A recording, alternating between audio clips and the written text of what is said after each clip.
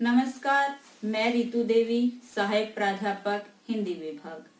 आज की इस वीडियो में हम बात करेंगे प्रयोगवाद के सुप्रसिद्ध कवि और तार सप्तक के संपादक अज्ञेय जी की कविता पर।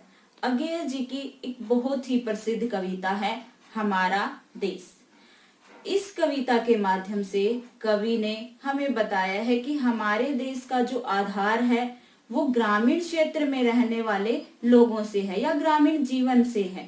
हमारे देश में दो तरह के लोग रहते हैं, एक वो जो ग्रामीण क्षेत्र में रहते हैं और दूसरे वो जो शहरी क्षेत्र में रहते हैं। ग्रामीण जीवन किस प्रकार का है और शहरी क्षेत्र किस प्रकार का है, दोनों के चित्र यहाँ पर उकेरे गए हैं कि हमारे देश का जो आधार है वो ग्रामीण है। जो ग्रामीण क्षेत्र में लोग रहते हैं, जो उनका जीवन है, जो बहुत ही सीधे साधे हैं, भोले भाले लोग हैं और उनका जो जीवन यापन करने का तरीका है वो बड़ा ही सीधा साधा है।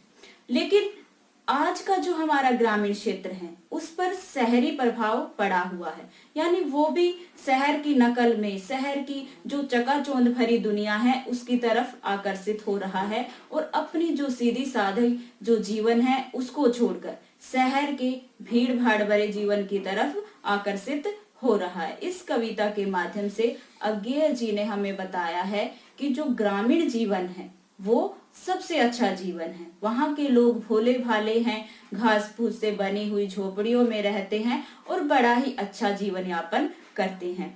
और ग्रामीण जीवन की जो संस्कृति है, जो परंपराएं हैं, जो रहन सहन है, वो ही हमारे देश का आधार है। तो आइए पढ़ते हैं अज्ञेय जी की कविता हमारा देश। कि इन्हीं तीर्ण फूस छप्पर से ढके ढुलमुल गवारू झोपड़ों में ही हमारा देश बसता है। इस पद्यांश के माध्यम से अज्ञेय जी ने बताया है कि इन्हीं तीर्ण फूस यानी तिनके और सूख कर जो घास फूस हो गया है उससे छप्पर होता है छत, कि उसी से बने ढके ढुलमुल गवारू झोपड़ों में ही हमारा देश बसता है। कि घास फूस की बनी झोपड़ियों में, और जिन्हें हम गवार कहते हैं, गवारू हैं जो, लेकिन इस तरह की झोपड़ियों में रहने वाले जो लोग हैं उन्हीं से हमारा देश बना हुआ है, यानी उन्हीं गवार और घास फूस से बनी झोपड़ियों में रहने वाले लोगों से इस देश का आधार है। इन्हीं के ढोल मादल बांसुरी के उमगते सुर में हमारी साधना का रस बरसता है।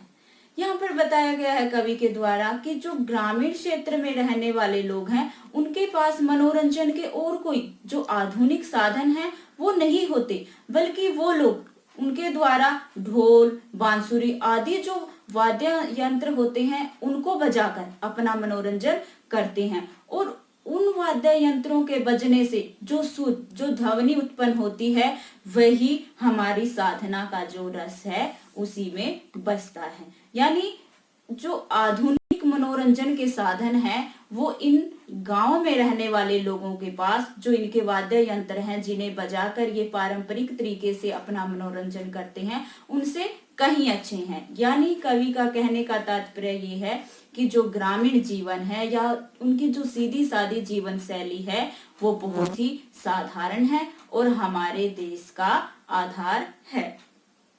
इन्हीं के मर्म को अनजान शहरों की ढकी लोलुप विषैली वासना का सांप डसता है।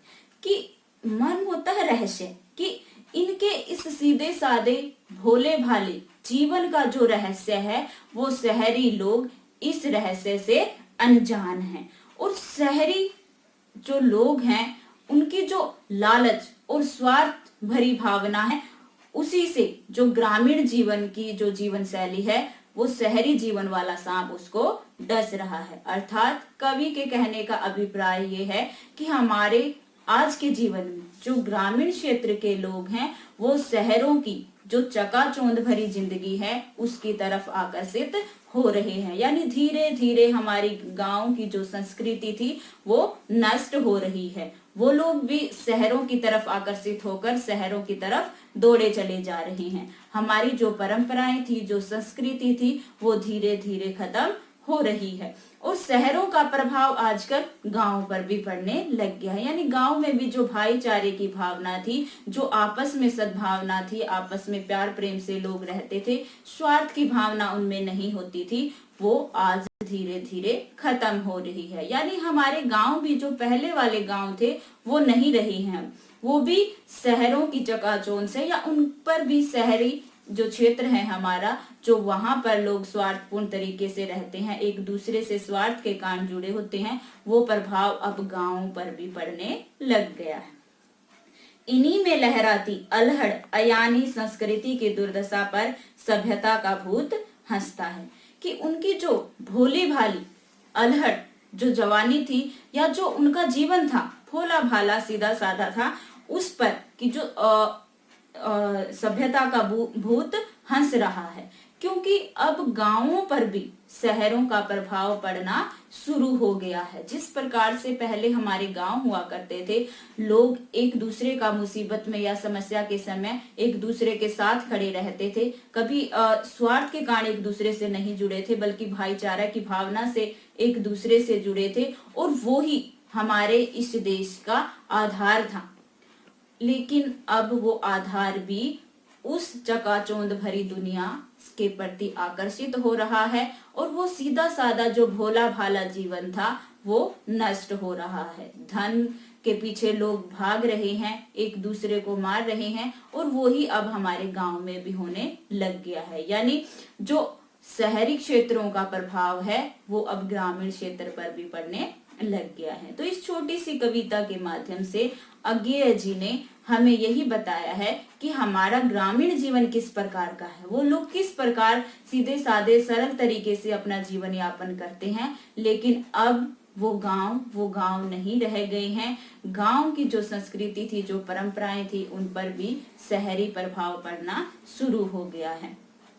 तो इस वीडियो में हमने पढ़ा कि हमारे देश का आधार ग्रामीण क्षेत्र में रहने वाले लोगों का सीधा साधा जीवन है। ये बहुत ही अच्छी कविता है अज्ञेय जी की। धन्यवाद।